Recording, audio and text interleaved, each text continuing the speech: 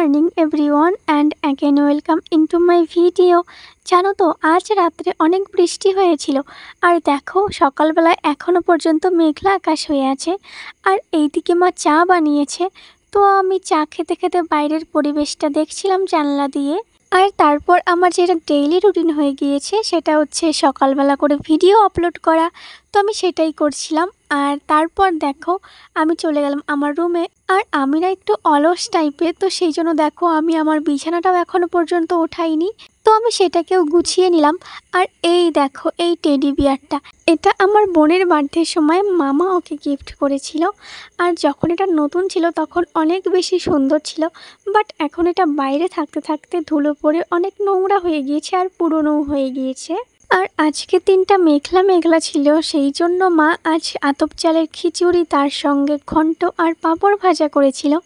তো এগুলো দেখে তো আমি লোভ সামলাতে পারছিলাম না, যে ভাবছিলাম কখন এগুলোকে খাবো, বাট আমার তো তোমাদের জন্য একটু ভিডিও করতে হবে, তাই আমি ভিডিও শেষ করে ঝটপট খেতে বসে পড়লাম। আর সত্যি বলছি এই ঠান্ডা ঠান্ডা আবহাওয়াতে এই কম্বিনেশনটা তো পুরো জমে গিয়েছিল আজকে। তো যাই হোক, তো তারপর খাওয়া দাওয়া করার পর আমার আর কোনো কাজ ছিল না, আর দুপুরবেলা আমি একটু ঘুমিয়ে পড়েছিলাম। আর আজ তো শনিবার, তারপরেও দেখো মা কতগুলো মাছ কিনে নিয়ে এসেছে। যেহেতু অনেক বৃষ্টি হয়েছে কাল রাত্রে, সেই জন্য জলের স্রোত অনেক বেশি বেড়ে গিয়েছে, তাই অনেকেই মাছ ধরছিল।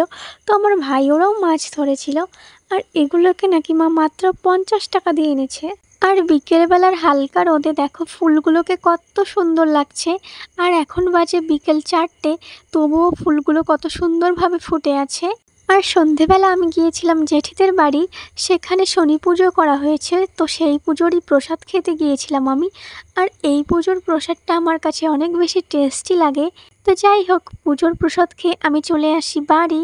আর রাত্রেবেলা আমি আমার চুলে বেনুনি করে নিলাম, তার কারণ সারাদিন আমি চুলগুলোকে খুলে রেখে দিই, তো সেই জন্য আমি অনেক বকাও খেয়েছি, স্পেশালি মায়ের কাছ থেকে। তাই আমি একটু বকার হাত থেকে বাঁচার জন্য বেনুনিটা করেই নিলাম। আর এখন আমি ঘুমোতে যাব।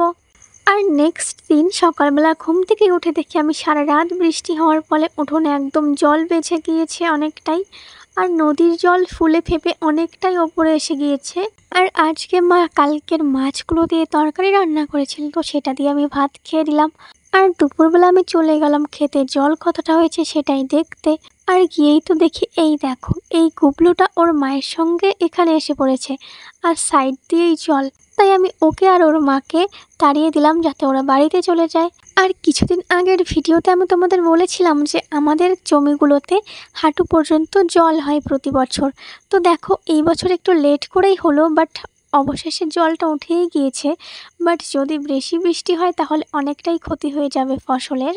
তো যাই হোক, আজকের ভিডিওটা এইটুকুই। যদি তোমাদের আমার ভিডিওটা ভালো লাগে তাহলে লাইক, কমেন্ট অ্যান্ড সাবস্ক্রাইব অবশ্যই করো, আর আমার পাশে থেকো। বাই।